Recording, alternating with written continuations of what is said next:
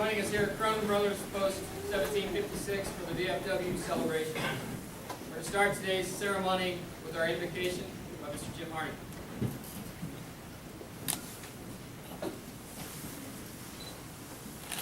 Please rise for prayer.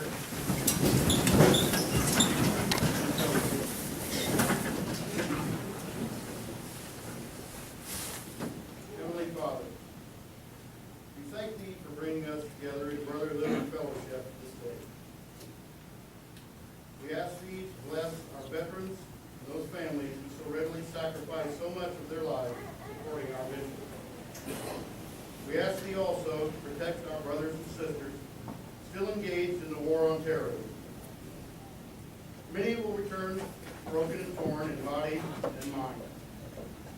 Grant us the ability and fortitude to embrace these veterans and assist them in their endeavor to find peace and make a life which they have so honorably earned. Some will never return, Lord. Embrace those warriors, Thy humble servants, and grant them peace and eternal life at the throne of the Lamb. In Thy name grant us these things, if it be Thy will. Amen. Please remain standing for the pledge of allegiance.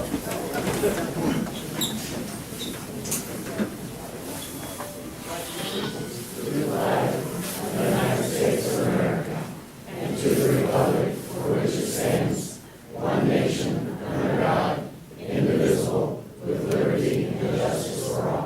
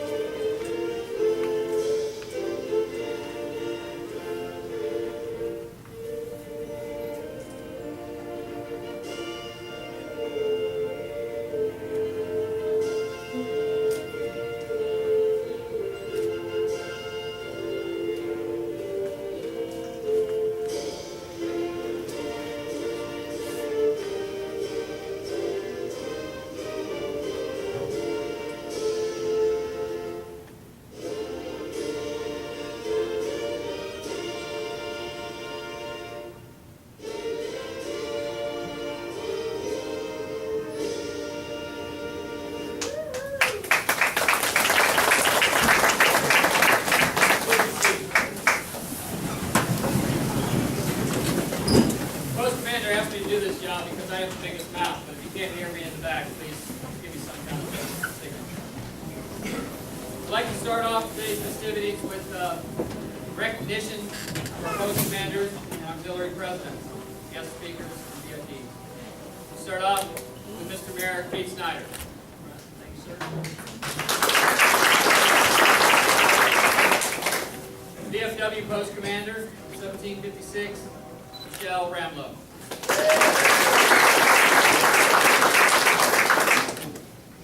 The American Legion, Post 263, Senior Vice, Roger Bay.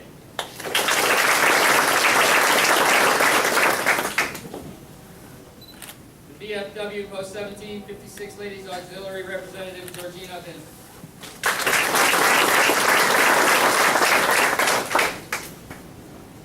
American Legion Post 263, Ladies Auxiliary President, Tisha Hennessy.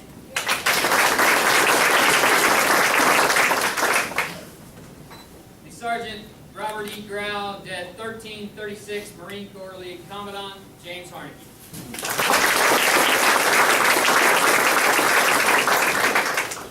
And our guest speaker today, retired Navy Captain Joseph Klinger.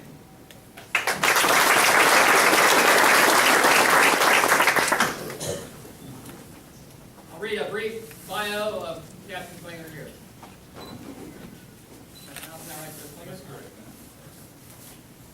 Captain Joseph Klinger, United States Navy, was born in Erie, Pennsylvania, and raised in San Antonio, Texas. In 1967, he enlisted in the U.S. Marine Corps and served on active duty as an infantryman for 3 years. His assignments included a tour of duty in Vietnam with India Company, 3rd Battalion, 5th Marine Regiment, 1st Marine Division, where he served as a squad leader in 1967 and 68. Joe was a sergeant, USMC, when released from active duty. Received his Navy commission as a lieutenant junior grade in 1985, and initially served as the executive officer, Environmental and Preventive Medicine Unit Number 6, Detachment 110, Austin, Texas. Served in numerous places following that, from Decatur, Illinois, the Great Lakes, Peoria, Scott Air Force Base, Doha, Qatar, in support of operations Iraqi Freedom, Enduring Freedom, and the Horn of Africa. Retired effective 1 December 2008 after 28 years of military service over a 42-year period. Captain Klinger is a health physicist and serves as the Assistant Director of the Illinois Emergency Management Agency and head of Illinois Nuclear Safety Program. He also has been a consultant for the International Atomic Energy Agency in Vienna, Austria. Captain Klinger's personal awards include the the Legion of Merit, Defense Meritorious Service, Joint Service Commendations, Navy, Marine Corps Commendation, and 2 Navy and Marine Corps Achievement Medals. He also has 2 Purple Hearts and received a meritorious combat promotion while serving in Vietnam. His wife's name is Pamela, and they have a son, 4 daughters, 3 granddaughters. Captain Klinger and his wife currently reside in Springfield. Please welcome Captain Klinger.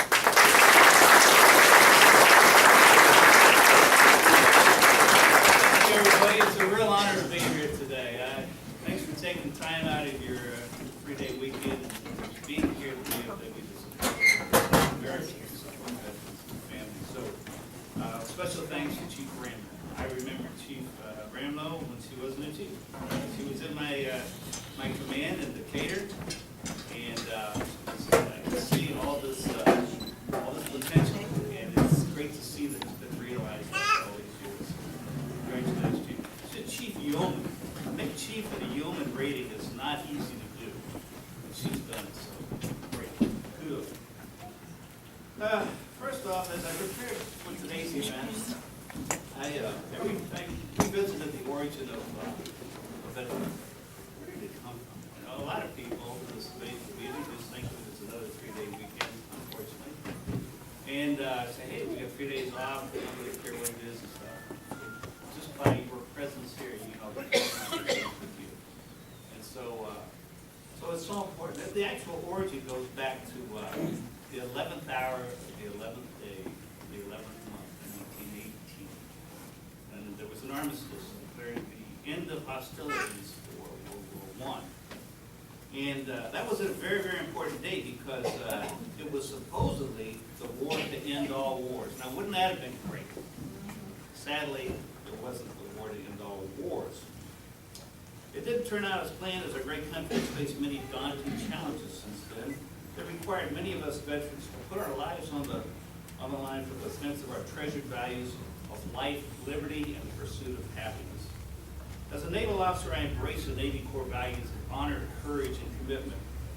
And there is no greater commitment than taking the oath and risking your life for the defense of our country. I'm sure every one of the veterans here remember exactly that time they took the first oath to defend our country. Think about it. All you veterans, when was that first time? Very powerful moment. We take it very serious. Our first step to become an honored United States veteran and newest member of the American veteran family was not something we took lightly. What's the reason? Why? We all have our different reasons. I have to put my personal experience on there because that's what I relate to most, obviously. Was it patriotic duty? Might be. Some it's a family tradition. My grandfather was, my father was, whatever. Some it was a draft board, impending draft, a low lottery number. Remember those days? Yes, there's all different types of things. Mine, and nowadays it's college expenses and other reasons. All very, very good reasons. Mine, back in 1967, admittedly was not quite as honorable because I was having too much fun and decided I needed to get some material. Well, what better way to get material than join the Marine Corps during the Vietnam War? Wow. So I did that. I joined the Marines. I my mom was about to have a heart attack. What in the world? So I told her first I was joining the Navy. She says, oh, you'll hate it on the ship. So I said, well, God, you're right. So I went down, changed, joined the Marine Corps. So she asked me a couple months later, she says, what happened? She says, did you get that Navy thing out? I said, oh, yeah. I joined the Marines. Oh, okay. Not really what she had in mind. But anyway, it was important for me. When I first stepped off the bus late at night at Marine Corps Recruit Depot, and you Marines out there, happy belated birthday, by the way, yesterday, except for 5. But when I got off that bus late at night, stood on those yellow footprints, and had some drill instructor yelling obscenities in my face, I thought, you know, maybe this wasn't a really good idea. I thought, you know, maybe I could live with this immaturity I was having to deal with. But I made the commitment, and I did it. So I said, nope, I'm going to do it. So things happened pretty quick. 6 months later, I was slicing through rice paddies, carrying a weapon that rarely worked, the new M16. I was getting shot at constantly and getting very mature at an accelerated pace. I knew what I needed, and boy did I get it. I got more than I really anticipated. But it was good for me, and I felt great because I was defending the country. I saw firsthand the absolute horrors, brutality, and seeming absurdity of war. Just like veterans from the American Revolution to today's combat in Afghanistan, combatants will unfortunately experience the same sentiments and emotions of combat, and unfortunately will have a very hard time ever getting past them. 11 months later, I survived the battlefield when I was seriously wounded in a helicopter, and I was suddenly introduced to Navy medicine.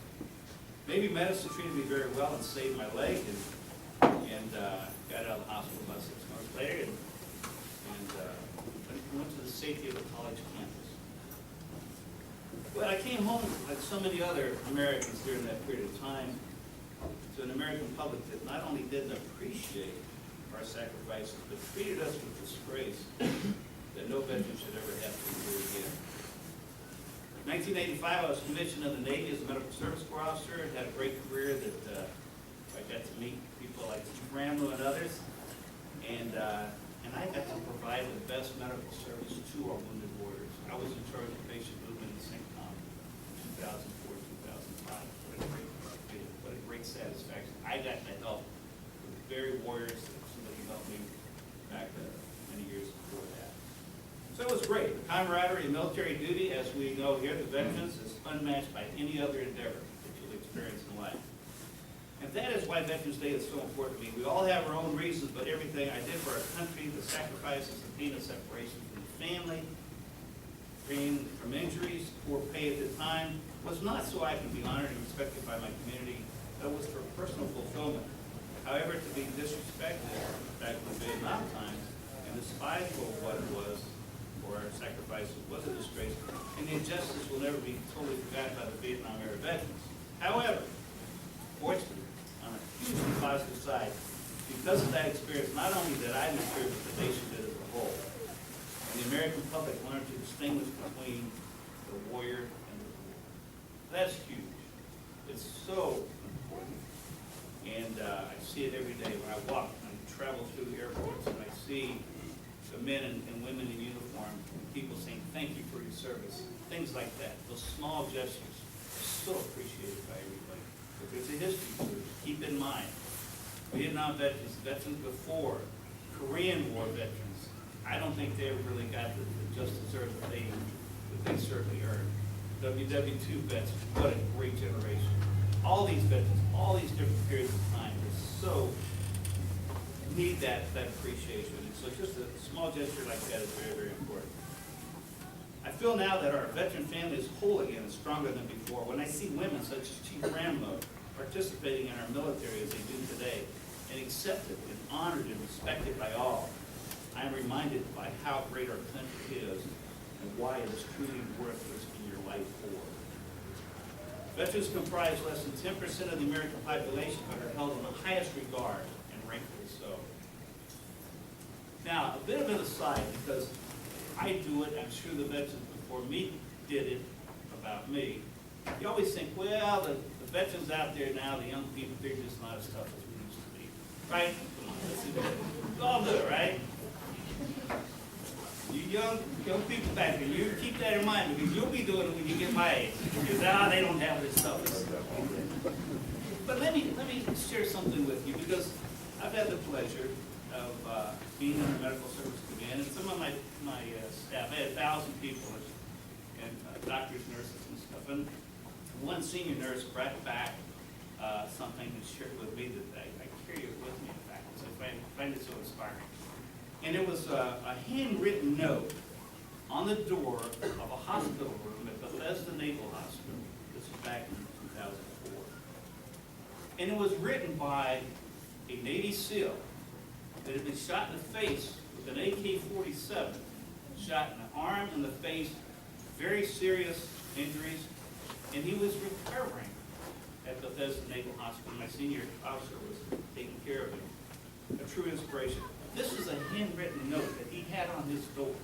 This gives you a clue of the character of today's warriors. They're tough. Attention to all who enter here. If you're coming into this room with sorrow or to feel sorry for my wounds, all caps, go elsewhere. The wounds I received, I got in a job I love, doing it for people I love, supporting the freedom of a country I deeply love. I'm incredibly tough and will make a full recovery. What is full? That is the absolute utmost physically my body has the ability to recover.